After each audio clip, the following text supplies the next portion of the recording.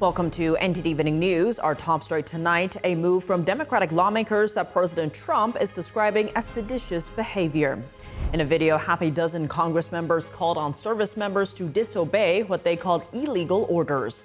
Meanwhile, the president welcomed Israeli hostages to the White House while trying to solve another war.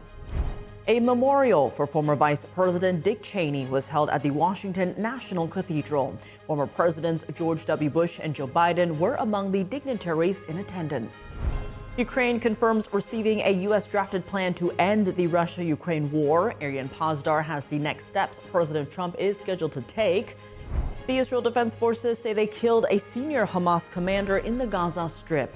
Meanwhile, a recent report says textbooks used in the Gaza Strip and the West Bank demonize Israelis and glorify violence. Jason Perry with the details. The leader of the Venezuelan regime, Nicolas Maduro, has offered to step down as U.S. pressure mounts on the deadliest dictatorship in Latin America. Luis Martinez brings us more on that, plus a report that says President Trump has authorized the CIA to carry out covert operations inside Venezuela.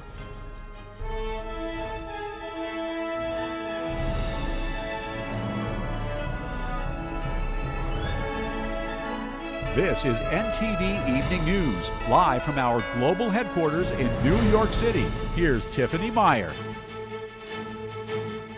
Good evening, and thank you for joining us tonight. President Trump demanding the arrest of 6 Democratic lawmakers who urged the military to disobey the administration's orders, and the president hosting 26 Israeli hostages at the White House while trying to settle the Russia-Ukraine war. We now go live to NTD's Washington correspondent Mario Tsu at the White House. Good evening, Mari. What exactly did these lawmakers say, and how is the White House responding? Sure, Tiff. Good evening. Yes, President Trump today is demanding the arrest of 6 Democratic lawmakers who released a video on social media earlier this week that urges the U.S. military and intelligence community to defy what they call illegal orders issued by the Trump administration. The president calls their behavior seditious at the highest level and punishable by death. Take a look at the video addressed to American service members. Right now, the threats to our Constitution aren't just coming from abroad, but from right here at home. Our laws are clear. You can refuse illegal orders. You can refuse illegal orders. You must refuse illegal orders. The White House condemns the video, denying that President Trump has issued illegal orders. The sanctity of our military rests on the chain of command. And if that chain of command is broken, it can lead to people getting killed. It can lead to chaos, and that's what these members of Congress who are essentially encouraging. And calls out what it says is a double standard. If this were Republican members of Congress who were encouraging members of the military and members of our United States government to defy orders from the president, this entire room would be up in arms. But instead, it is the other way around, and I think that's quite telling. The 6 lawmakers respond to the president in a joint statement, vowing they will not be intimidated, while the White House calls their message, quote, very, very dangerous. And so these members knew what they were doing. They were leading into their credentials as former members of our military, as veterans, as former members of the national security apparatus to signal to people serving under this commander-in-chief, Donald Trump, that you can defy him and you can betray your oath of office. Meanwhile, President Trump welcomes 26 freed Israeli hostages to the White House. Hostages. You're not a hostage anymore today. You're heroes. You can see it. While the White House confirms that the U.S. has drafted a framework to end the Russia-Ukraine war. President Trump has made it very clear since day one, and even on the campaign trail, that he wants to see this war come to an end. He has grown increasingly frustrated with both sides of this war, Russia and Ukraine alike, for their refusal to commit to a peace agreement. This comes as Ukrainian President Zelenskyy meets with U.S. Army Secretary Daniel Driscoll. The White House saying Driscoll is very optimistic after that meeting and pushing back on critics who call the proposed peace plan a setback for Ukraine, insisting that the administration is confident it can replicate the same Middle East peace breakthrough with Russia and Ukraine. You've read reporting from one side of the war, and so I want you to understand that the administration has talked equally with both sides. You have seen President Trump engage directly with both President Putin and President Zelenskyy. Meanwhile, President Trump is expected to host a New York City's mayor-elect, self-described Democratic Socialist Zohran Mamdani at the White House Friday. The president is posting to Truth Social that the, quote, communist mayor of New York City asked for the meeting, and the two are expected to talk affordability, public safety, and economic security. This is coming just after Democrats won off-year elections earlier this month, with President Trump issuing a proclamation during that election week, declaring that week anti-communist week, saying that terms like social justice and democratic socialism cloak what he calls the same evil doctrine of communism, which has only brought ruin. Tiff, back to you. All right, Mari, thanks for those updates. The Trump administration has proposed opening up new oil and gas drilling off the West Coast and in the Gulf of America. The proposal greatly expands offshore drilling plans, with as many as 34 offshore oil and gas lease sales between next year and 2031. That would replace a Biden-era plan of 3 in about the same time period. The proposal would open up drilling off the coast of California and an area considered part of the eastern Gulf of America. Offshore drilling is controversial in both Florida and California. Governor Gavin Newsom has said it's overwhelmingly opposed by members of all political parties in the state. Former Vice President Dick Cheney's funeral was attended by former presidents and political figures on both sides of the aisle. NTD correspondent Jason Blair has more from the memorial held in Washington, D.C. Former Vice President Dick Cheney's funeral was held at the National Cathedral in Washington, D.C. An invite-only crowd attended, including former President George W. Bush, former President Joe Biden, former Vice President Kamala Harris, and Cheney's wife Lynn Cheney and daughter Liz Cheney. Cheney served as White House Chief of Staff for President Gerald Ford in the 1970s. He represented Wyoming in the House of Representatives from 1979 to 1989. In 1989, President George H.W. Bush designated Cheney as Secretary of Defense during the U.S. invasion of Panama and the First Gulf War. In 2000, Cheney was selected to be former President George W. Bush's running mate. After winning the election, Cheney served as Bush's vice president for 4 years. Dick Cheney was like that. Sparing and measured with words. In a profession that attracts talkers, he was a thinker and a listener. Cheney played a key part in the Bush administration's war on terror after the 9/11 attacks in 2001. Cheney was also an early advocate for the controversial invasion of Iraq. He also went against Republicans in 2024 by endorsing Kamala Harris for president over Donald Trump. And Cheney's daughter Liz Cheney also served on the January 6th committee. Vice President J.D. Vance comments on Cheney's passing. My condolences go to Dick Cheney and his family. Obviously, there are some political disagreements there, but he was a guy who served his country. We certainly wish his family all the best in this moment of grieving. After a prayer, Cheney's casket was carried out of the National Cathedral by 8 military body bearers. Jason Blair, NTD News. Ukraine confirms receiving a U.S.-drafted plan to end the Russia-Ukraine war. President Volodymyr Zelenskyy says he's now scheduled to meet with President Trump. NTD's Arian Pazdar has more on the new peace plan. We are thankful to President Trump. Army Secretary Daniel Driscoll meeting with Ukrainian President Volodymyr Zelenskyy in Kiev on Thursday. We, the United States Army, have not sent our kind of top 4 people anywhere for something like this. Zelenskyy says the two discussed options on how to end the fighting in Ukraine. Ukraine confirms that the U.S. has successfully drafted a new peace plan. A statement from Zelenskyy's office reads that the president of Ukraine has officially received from the American side a draft plan. In the coming days, the president of Ukraine expects to discuss with President Trump the existing diplomatic opportunities and key points. Shortly before the US and Ukraine confirmed the existence of the new plan, Russia denied reports that it was involved in drafting it. Moscow did confirm that Russia has contacts with the US, but added that the current process can't be called peace consultation. This comes after Axios, citing anonymous sources, reported on an American plan, which the outlet says would include major concessions from Kiev. And the European Union's foreign policy chief also weighing in, saying Europe has to be involved in any peace plan. Of course, for any plan to work, it needs Ukrainians and Europeans on board. So this is very clear. She added that discussions should start with a ceasefire on the front lines. This would allow for negotiations to discuss Ukrainian territories occupied by Russia. The foreign policy chief added that the question of security guarantees also has to be resolved. EU foreign ministers are meeting in Brussels on Thursday to discuss the ongoing peace process. They agreed that the first step is an immediate ceasefire on the front lines. They also echo the sentiment that Europe must be included in the process. Europe is the main pair, the main supporter of Ukraine, and it's of course Europe's security that's at stake. Other European nations cited alleged airspace violations by Russia, saying they're a main reason why Europe has to be involved in the process as well.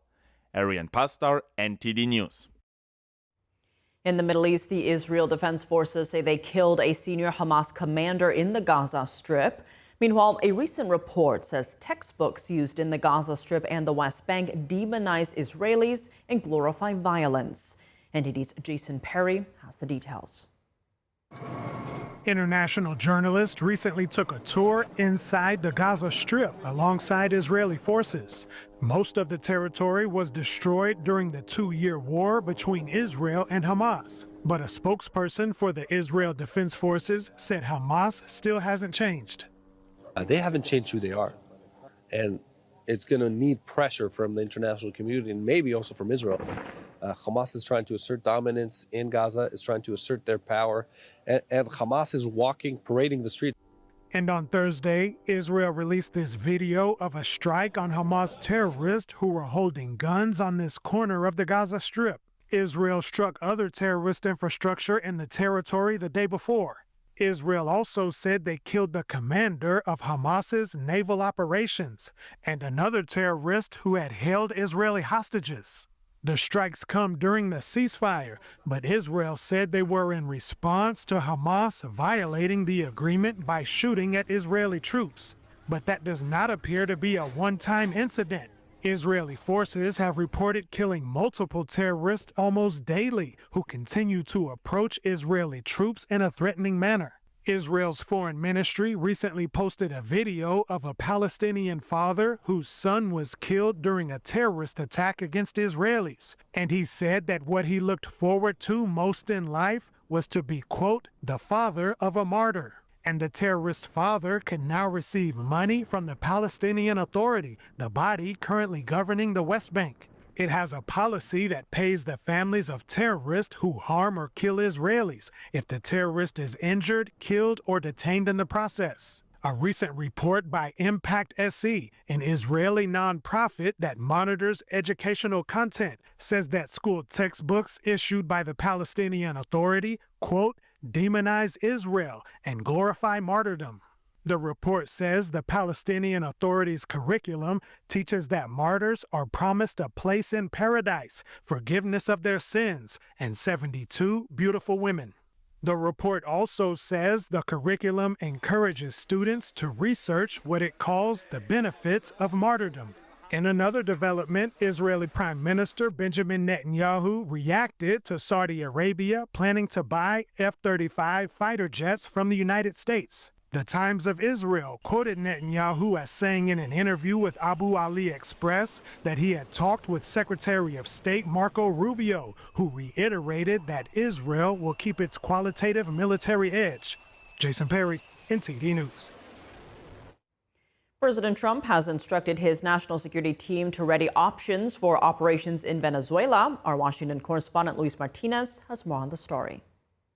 The Trump administration has made it clear the Venezuelan regime of Nicolás Maduro is a national security threat for the United States and for the region and cannot be allowed to continue its reign of terror. America is going to secure our interests in the Western Hemisphere, and at the center of that is dismantling narco-terrorism, drug trafficking, and criminal cartels. Venezuela is run by a narco-terrorist ring. The Cartel del Soles is the cartel that runs Venezuela. They are shipping massive amounts of deadly narcotics into the United States. President Trump has instructed the U.S. military to ready options for strikes on Venezuelan soil and has also asked the CIA to plan for covert operations inside the country. Ready to rule out at this point? Are you ruling out U.S. troops on the ground? No, I don't rule out that. I don't rule out anything. We just have to take care of Venezuela. They dumped. I'm not in love with the people running Venezuela. I love Venezuela. I love the people of Venezuela. It is not clear what the CIA operations would be for, but President Trump wants all options available to him. The recent strikes on narco-terrorists, the increasing presence of U.S. military in the region, and the clear messaging from the White House is putting pressure on the Venezuelan regime of Nicolás Maduro. Así que este país está en paz. So this country is at peace. This country will continue to be at peace. And in the United States, anyone who wants to talk to Venezuela will be able to do so, face to face without any problem. What cannot be allowed, as the evangelical pastor's letter says, is the bombing and massacre of the Christian people of Venezuela. Maduro has reportedly offered the White House that he would step down from power after a 2-year transition period. Venezuelan opposition leader María Corina Machado unveiled this week a freedom manifesto outlining her vision for a Venezuela post-Maduro. Envision a new Venezuela perched on top of the Western Hemisphere as the premier global energy hub, a symbol of independence and innovation, a new era of ingenuity in an open marketplace of ideas. Venezuelan opposition leader María Corina Machado remains in hiding in Venezuela and is expected to attend the Nobel Peace Prize award ceremony in Norway on December 10th. 5 presidents from Latin America are slated to accompany her in a show of support from the region to democratic transition in Venezuela. Reporting from Washington, D.C., Luis Eduardo Martinez, NTD News. A mixed picture of the U.S. labor market from today's long-awaited jobs report. The U.S. economy saw stronger than expected job growth in September, but the unemployment rate also rose to a nearly 4-year high. 119,000 jobs were added to the economy in September, an unexpected rebound, but unemployment also climbed to 4.4%, the highest level since October 2021, according to data from the Bureau of Labor Statistics. September's jobs report comes after a 7-week delay due to the government shutdown. The White House touting Thursday's report as, quote, great progress for the U.S. economy.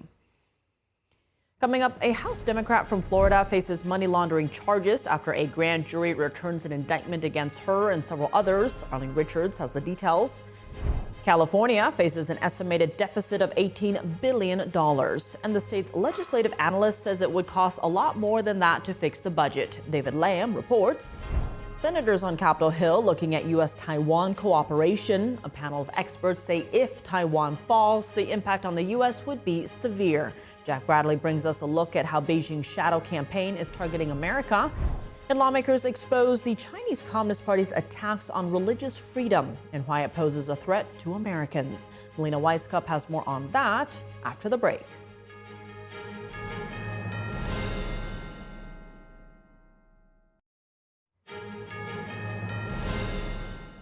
Welcome back. I'm Tiffany Meyer. An update on the Jeffrey Epstein files. President Trump has signed into law a bill to release the documents surrounding the deceased sex offender. The Epstein Files Transparency Act orders the Department of Justice to release all unclassified records or documents tied to Epstein in a searchable and downloadable format. The release must come no later than 30 days following the bill's enactment. The measure prohibits the Justice Department from withholding or redacting records for political reasons or to protect someone's reputation. After signing the bill, Trump wrote on Truth Social, quote, Jeffrey Epstein was a lifelong Democrat, donated thousands of dollars to Democrat politicians, and was deeply associated with many well-known Democrat figures. A federal grand jury in Miami returned an indictment against a Florida congresswoman and several others on Wednesday, charging them with stealing $5 million in federal disaster funds. NTD's Arlene Richards has the details. Florida House Democrat Sheila Terphilus McCormick is facing criminal charges after a grand jury on Wednesday returned an indictment against her. According to a press release by the Department of Justice, the indictment charges the Congresswoman and several others with stealing federal disaster funds, laundering the proceeds, and using the money to support her 2021 congressional campaign. The alleged stealing occurred through the Congresswoman's family health care company. The company is accused of receiving an overpayment of $5 million in FEMA funds. The House Democrat responded to the indictment. Well, it's an unjust indictment, and it seems like these intimidation tactics have been pervasive. We spent all week seeing different members getting censured, all in hopes of intimidating and kind of distracting from the Epstein files. And I look forward to my day in court so I can prove myself and actually state the truth. The indictment further alleges that Phyllis McCormick and a staffer, Nadege LeBlanc, arranged additional contributions through straw donors and funneling cash grants from the FEMA-funded COVID contract to friends and relatives. The friends and relatives, in turn, donated to the 2021 campaign as if they were using their own money. Meanwhile, David K. Spencer, the Congresswoman's 2021 tax preparer, was also indicted for conspiring to file a false federal tax return. The Congresswoman represents a large portion of western Palm Beach County in the U.S. House of Representatives. She was elected to her third term in Congress in 2024. In response to calls for her to step down, Phyllis McCormick said, "They didn't elect me. It's my district, and so we'll keep fighting for the people and keep working like we're doing now until they get what they need. So we're here for the people. So the only people who elected me should make that decision." Thank you so much. If convicted, she faces up to 53 years in prison. Arlene Richards, NTD News. California's legislative analyst is predicting a multi-billion-dollar problem for the state's budget. And resolving it may require more than just cutting spending and raising revenue. NTD's David Lamb reports. California is currently in significant debt and faces an estimated budget deficit of $18 billion. This could set up a challenge for the state as Democratic Governor Gavin Newsom enters his last year in office. The state's legislative analyst Gabriel Patek said recently that a substantial portion of every extra dollar California collects goes to constitutionally required expenses. So that means in order to close a $30 billion deficit just through additional higher than expected revenue, you'd really need about $60 billion in annual revenue higher than what we forecast. And $7 billion of next year's expected $11 billion in additional revenue would be directed towards schools and community colleges. Other reasons for the deficit, the analyst said, are that there has been no net payroll job growth this year and taxable sales are flat. On the national level, he said tariffs are increasing costs for businesses and people, and borrowing costs remain elevated. Patek previously said in an interview with the Epoch Times' Siamak Karami, host of the California Insider Show, that state governments had various one-time expenditures when they received funding during the COVID-19 pandemic. Now that we move into this post-pandemic era, some of the maybe less well-advised fiscal decisions that they made are now becoming exposed. Governor Gavin Newsom is currently in his last term, as governors are given a maximum of 2 terms in California. Newsom's office is set to release its own budget estimates in January, which are typically different from those of the legislative analyst's office. David Lamb, NTD News, California. Why are Americans' healthcare premiums rising, and will Congress agree on a course of action to address it? Hear from Senator Ron Johnson tonight on Capitol Report with Steve Lance at 7 p.m. Eastern Time. Speaking of Capitol Hill, a panel of experts today warning the Senate Foreign Relations Committee that if Taiwan falls to the Chinese Communist Party, it would trigger another Great Depression and change the way of life in the U.S. for decades. NTD's Washington correspondent Jack Bradley has more. Whether or not we effectively deter the PRC from taking over Taiwan by force, whether through quarantine or invasion, is probably the most decisive issue this committee and this Senate will have to address. A panel warns the Senate Foreign Relations Committee that a Chinese Communist Party takeover of Taiwan would put our economy into the worst state it's been since the Great Depression. Obviously, is the economic cost of war itself, which would be 10% of global GDP, a Great Depression, essentially, a second Great Depression. Will we bring back manufacturing? And if we don't stand with Taiwan, I think it'll be very hard to do that. The CCP is aiming to take over Taiwan in the near future. It's one of its stated goals. And China is having the world's largest military buildup, and it's also increasingly been conducting military exercises, or what General Admiral Paparo has been saying as rehearsals near Taiwan. Taiwan is also the world's largest semiconductor producer. Now, the CCP has been continually working to infiltrate and subvert world organizations like the United Nations, and in doing so, stripping Taiwan of an international voice. The Chinese have become very influential in places like the World Bank and the IMF, and of course all of the UN agencies. These are places where not only is Taiwan barred from participating, but China is just setting the agenda. But in the United Nations, their citizens can't even walk through the door. High school students to even participate in a tour of the United Nations. Another aspect of this is the U.S. policy of strategic ambiguity, meaning not stating whether they would come to defend Taiwan if attacked, even though it's expected they would. Japan has this policy, but the Prime Minister recently said that if Taiwan were attacked by China, they would be forced to defend it militarily. A Chinese consul general then threatened to cut the head off of the Japanese Prime Minister, and the panel, though, does agree that the policy of strategic ambiguity does serve the U.S. It gives the President of the United States, regardless of administration, the most decisional flexibility in a crisis or a contingency. It also incentivizes Taiwan to invest in its defense. If the United States said we would defend Taiwan under all circumstances, that it might actually provoke the attack that we're seeking to deter. The panel recommends the U.S. strengthen deterrence now by selling more arms to Taiwan, or face a crisis that could hit the U.S. harder than any conflict in modern times. Reporting by Jack Bradley, NTD News. On Capitol Hill today, lawmakers exposed the Chinese Communist Party's attacks on religious freedom, emphasizing why the regime's actions pose a threat to Americans. One witness urges U.S. leaders to handle the issue as a matter of national security. NTD's Melina Weisskopf brings us the highlights.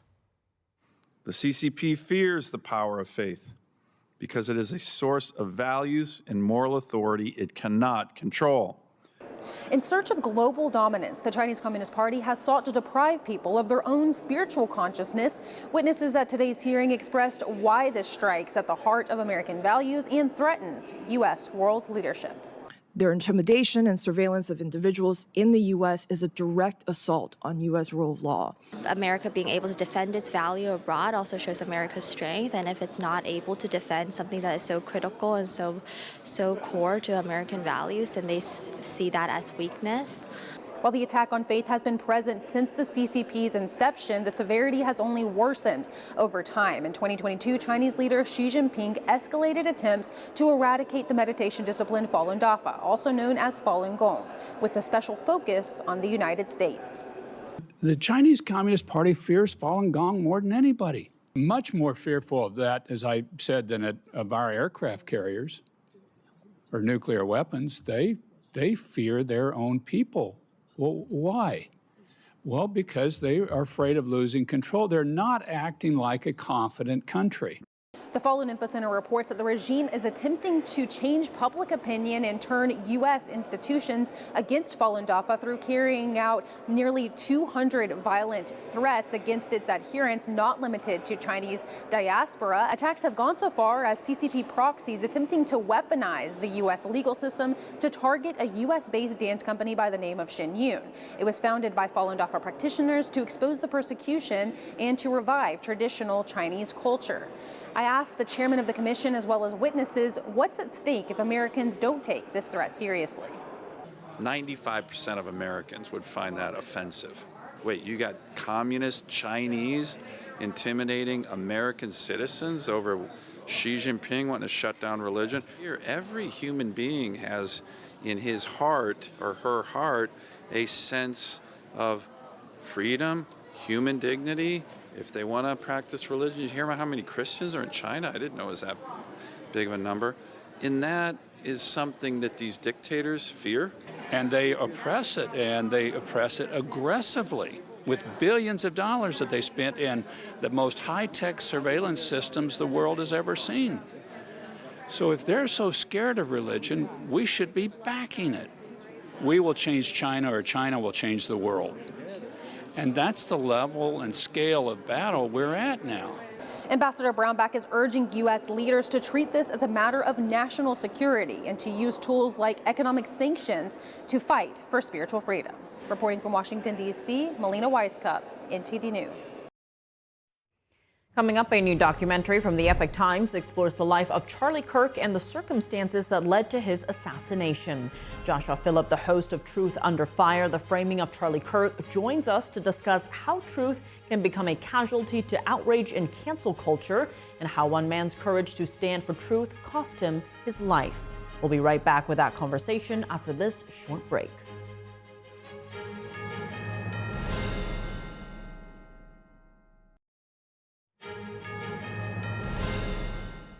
Welcome back. I'm Tiffany Meyer. It's been 2 months since Turning Point USA founder Charlie Kirk was assassinated.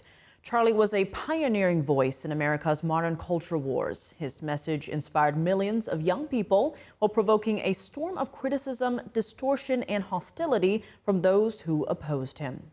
A new documentary, Truth Under Fire, The Framing of Charlie Kirk, explores what happens when truth itself becomes a target. Here's a look at the trailer.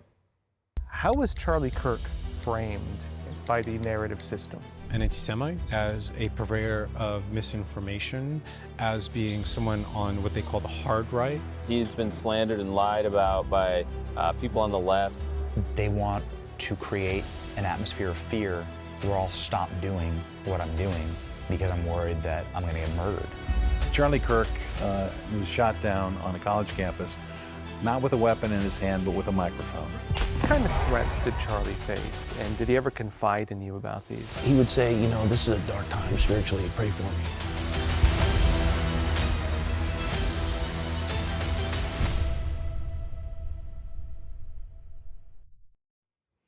And joining us now is the host of that documentary, Joshua Phillip. He's a senior investigative reporter at the Epoch Times and the host of Crossroads on Epoch TV. Josh, thank you so much for joining us. First, talk to us about the idea behind this documentary. When does truth become a target, and what are the factors behind that?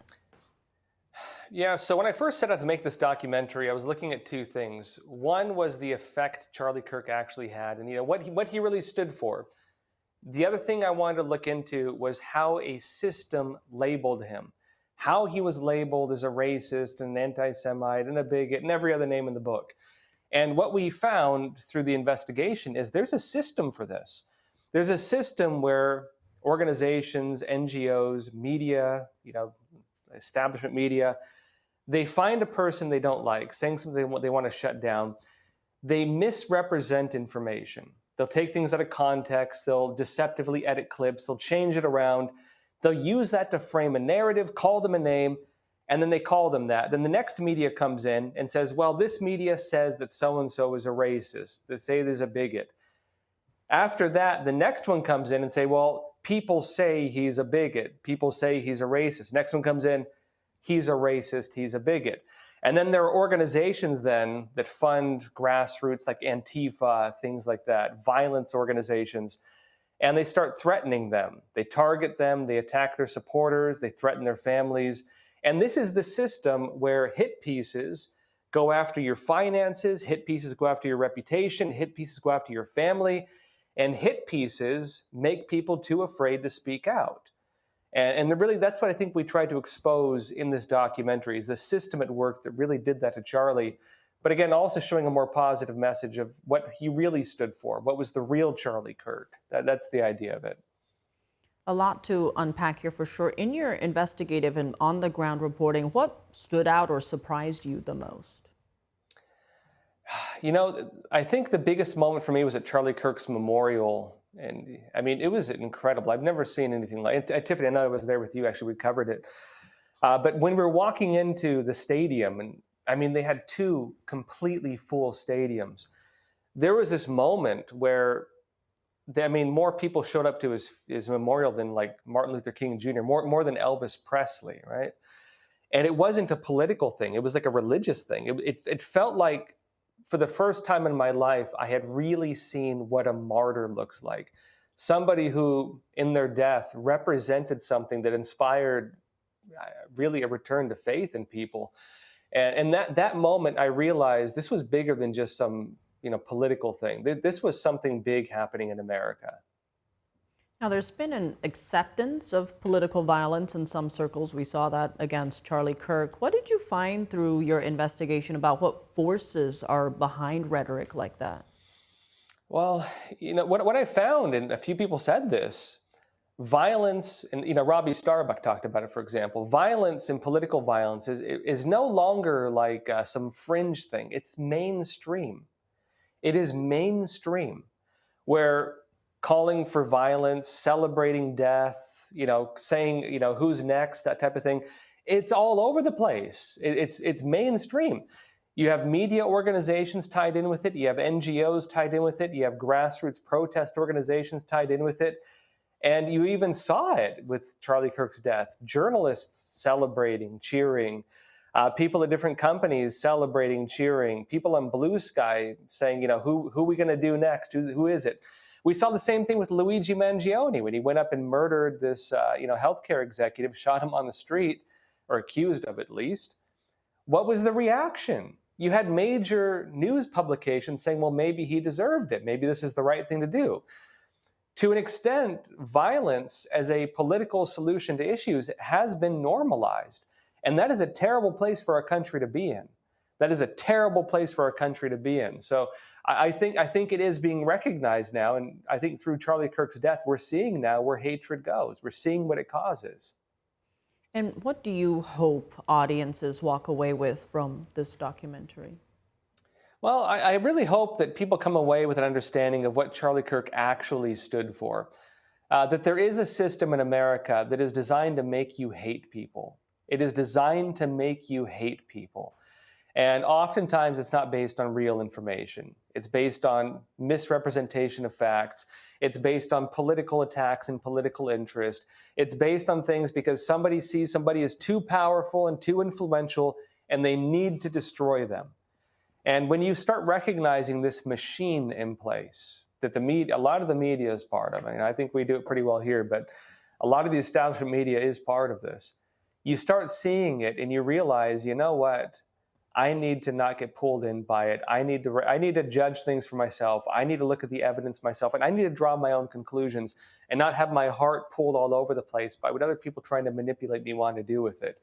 And so I think this is a very powerful documentary in showing people this is what has been doing that. Here's why they do it. And in particular, this is how they did it to Charlie Kirk. And it's actually Erica Kirk's birthday today, Charlie's widow. From all your conversations with those closest to Charlie, what would be the best way to honor his legacy and keep his memory alive? Well, I think one of the most powerful moments from Charlie Kirk's memorial was when Erica Kirk came out and talked about, this is not going to be the end of Turning Point. We're going to keep going. But the real moment was when she said that she forgives the killer. She forgave the man who killed her husband. And that was an expression, that was a religious expression, not a political expression. I think that moment was something very powerful and something that really resonated with the crowd. I mean, you saw, just about half the audience looked like they were crying at that moment.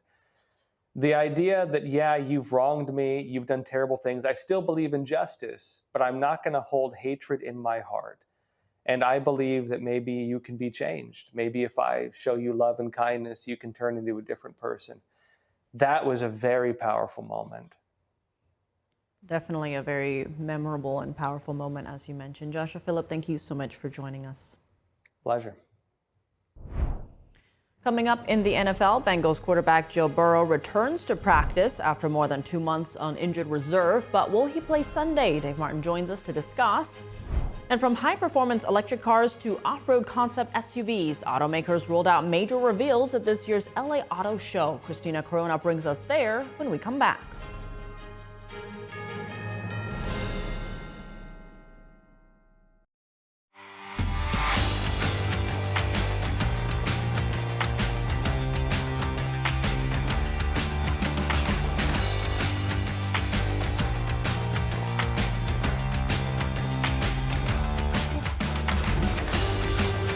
And now for your sports news, we're joined by NTD's Dave Martin. Dave, plenty going on right now, but let's start in the NFL as Bengals quarterback Joe Burrow has returned to practice for the first time since September. Is he scheduled to play this Sunday?